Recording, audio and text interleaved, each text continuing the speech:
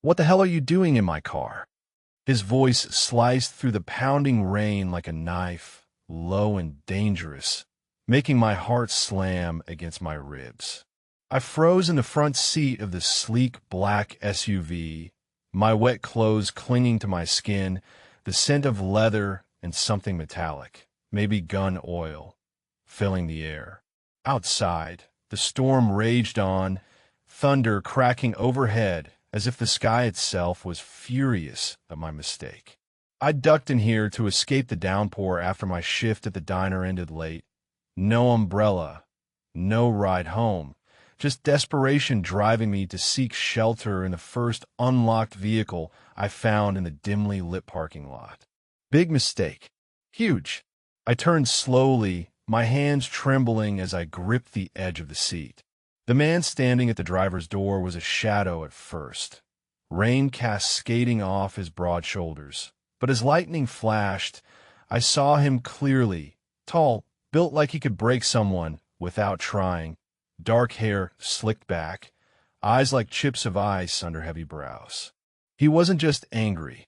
He looked ready to unleash hell. I'm sorry.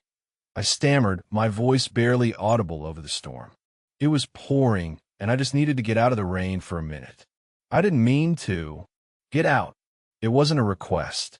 His tone brooked no argument, and something in his stare made my stomach twist. This wasn't some regular guy pissed about his car.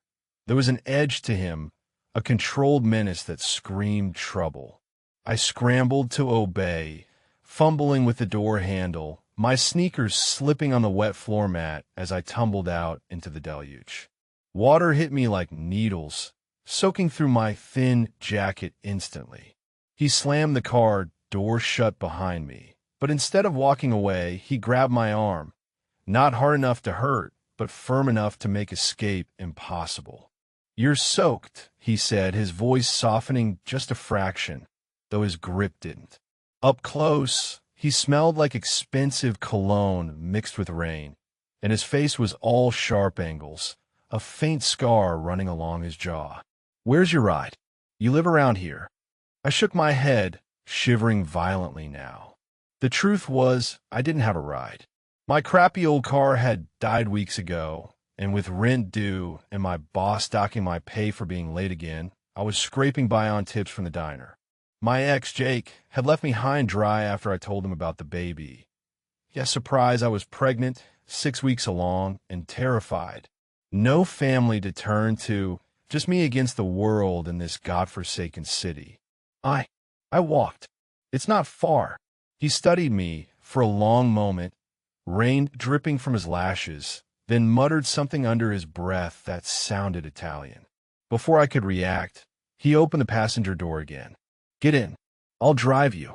My instincts screamed no, but the cold was seeping into my bones, and the thought of trudging 5 miles home in this mess with a growing life inside me, it overrode everything.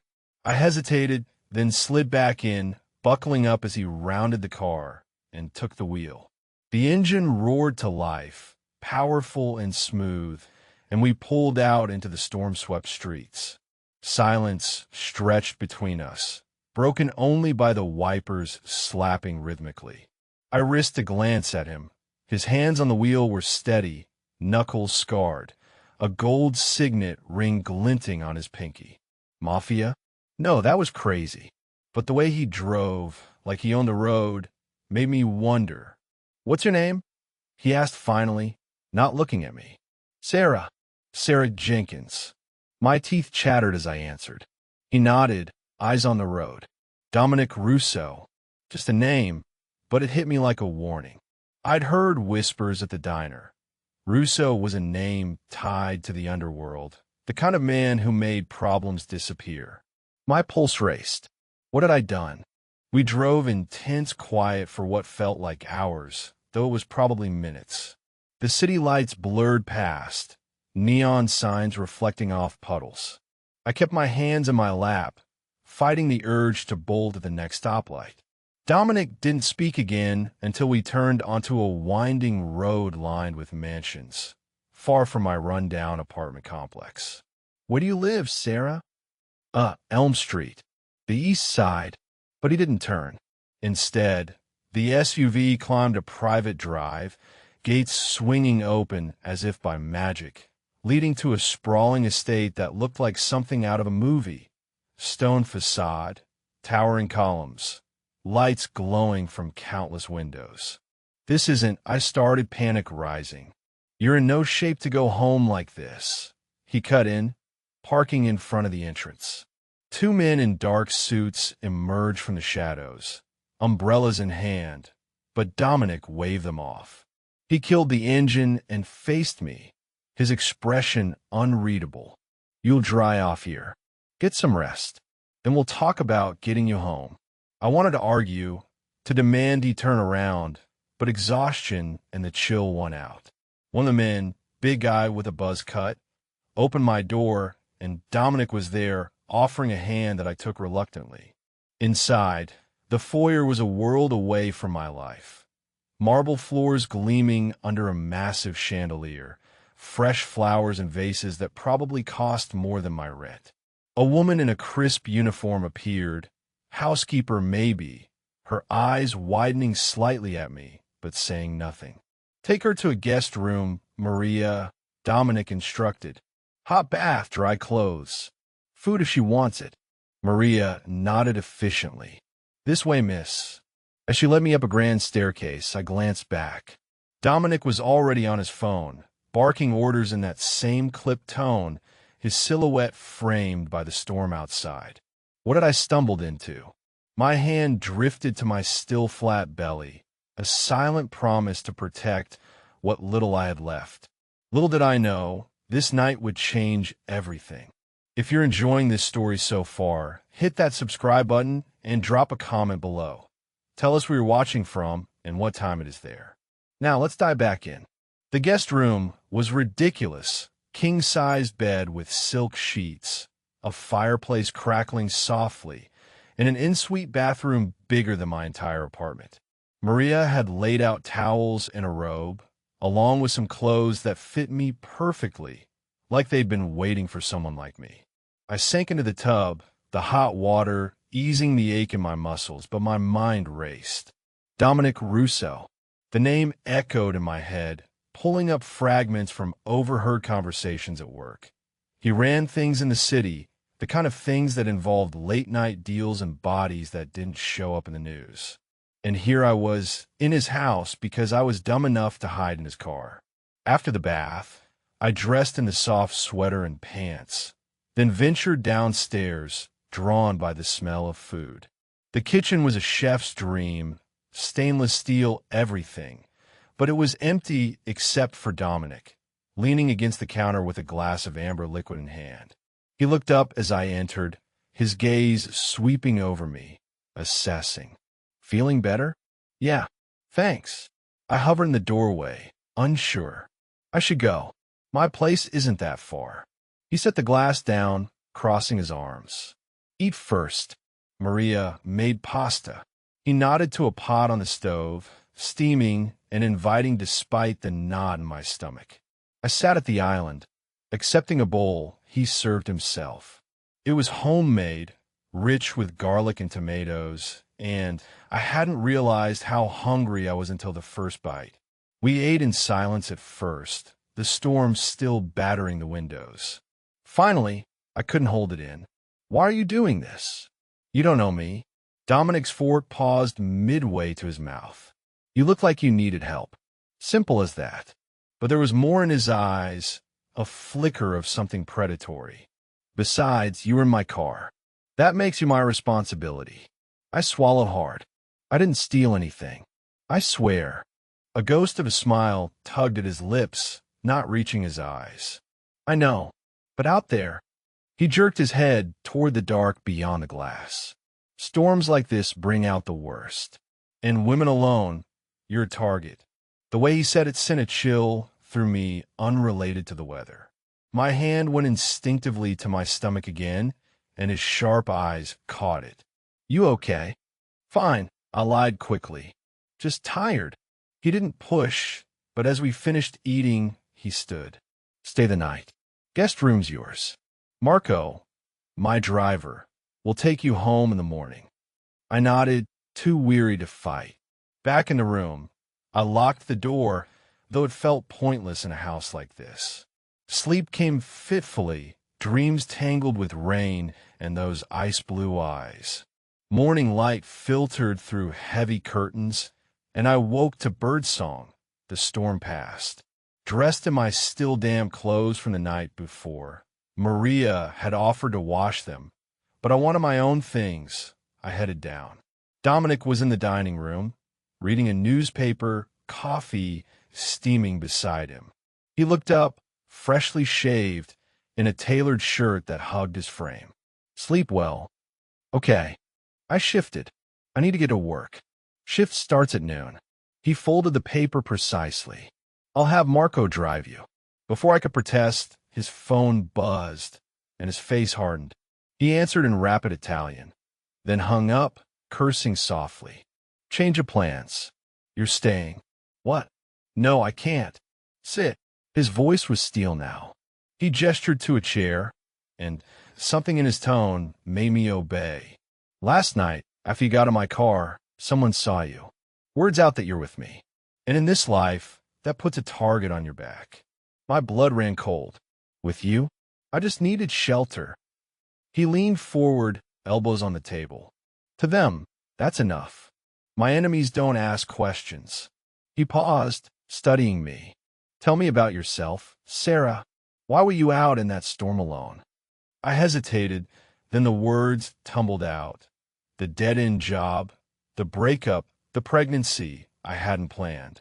Dominic listened without interrupting, his expression unreadable. When I finished, he stood, pacing. Jake, your ex. He knows. I nodded. He wants nothing to do with it. Dominic's jaw clenched. That changes things. He stopped, towering over me. You're under my protection now, whether you like it or not. Part of me wanted to run, but another part, the scared, tired part, felt a strange relief. For the first time in months, I wasn't alone. But as he led me to another room, this one with floor-to-ceiling windows overlooking manicured gardens, I realized this protection came with chains. The days blurred into a strange routine. Dominic's mansion became my gilded cage, luxurious, safe, but confining. Maria brought meals, always delicious, and there was a library stocked with books I devoured to escape my thoughts. Marco, the bodyguard with the buzz cut, shadowed me whenever I stepped outside, his presence a constant reminder of the dangers Dominic alluded to. He was polite but distant, answering questions with grunts or nods. Dominic himself was a mystery. By day, he vanished into an office, emerging for meals where conversation was sparse but intense. He'd ask about my life in probing questions, favorite foods, dreams I'd shelve for survival, and I'd find myself answering, drawn in by his intensity.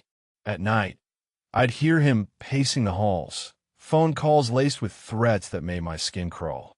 One evening, after a particularly lavish dinner of steak and wine, non-alcoholic for me, he cornered me in the sitting room. The fire crackled, casting shadows on his face. You need a doctor? For the baby. I stiffened on the velvet couch. I'm fine. I have a checkup next week. Not anymore. He sat across from me, legs spread in that commanding way. My physician will come tomorrow. Discreetly. Why? You don't owe me this. His eyes bored into mine. Because you're here. Because I say so. Then softer, almost vulnerable. I've lost too much to chance. I didn't press, but later, in the quiet of my room, I wondered about that loss. Rumors swirled even among the staff. A family betrayed, a brother gone too soon. Dominic carried it like armor. The doctor's visit brought normalcy amid the weirdness. Dr. Ellis, an older man with kind eyes, confirmed everything was progressing well, even gave me vitamins.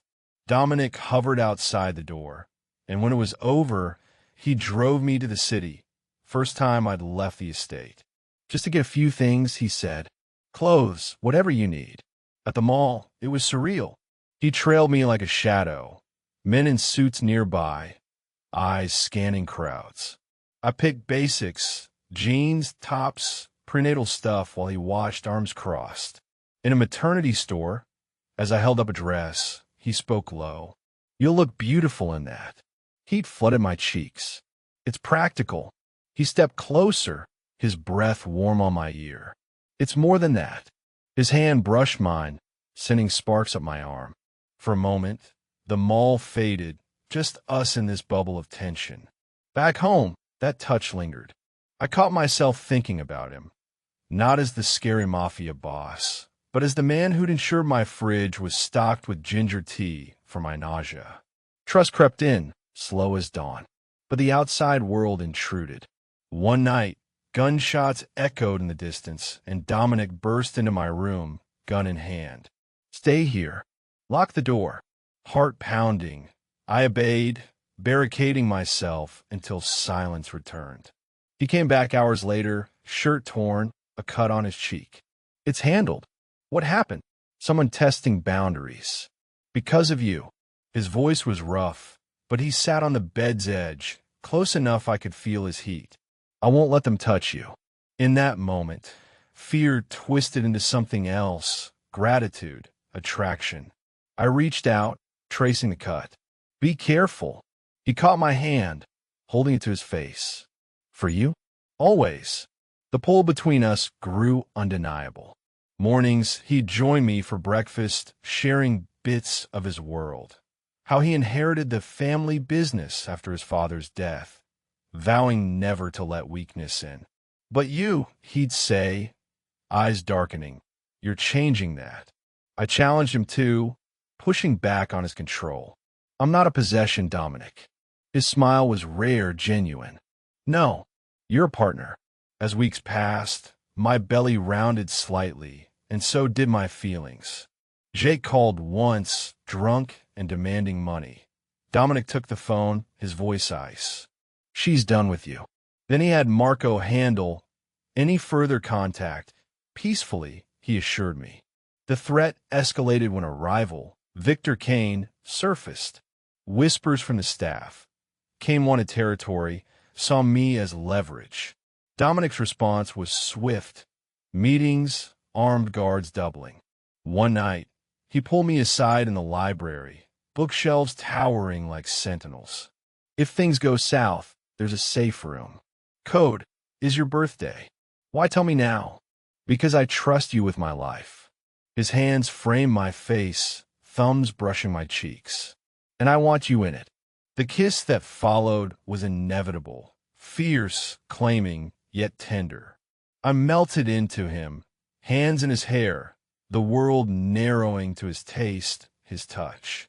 When we broke apart, breathless, he murmured, "You're mine, Sarah." To protect, to love. Tears pricked my eyes.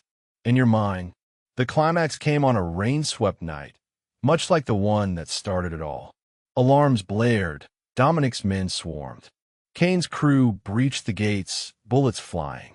I hid in the safe room, heart in my throat, monitoring feeds on a screen. Dominic in the fray, a force of nature, taking down threats with lethal precision. Marco shielded me when the door rattled, but Dominic arrived, bloodied but victorious. "It's over. Kane's done." In the aftermath, as police paid off, no doubt, hauled away the remnants, he knelt before me, taking my hands. "Marry me, Sarah, not because you have to, but because I can't imagine this life without you. You brought light to my darkness." I looked at him, the man who'd saved me from storm and stormier fates, and nodded. "Yes, for us, for our family." We stood together on the mansion's balcony at dawn, his arm around my waist, the city sprawling below. No more hiding, no more fear, just us unbreakable. If you love this tale of unexpected love and danger, like the video, subscribe for more gripping stories, and share your thoughts or suggestions in the comments below.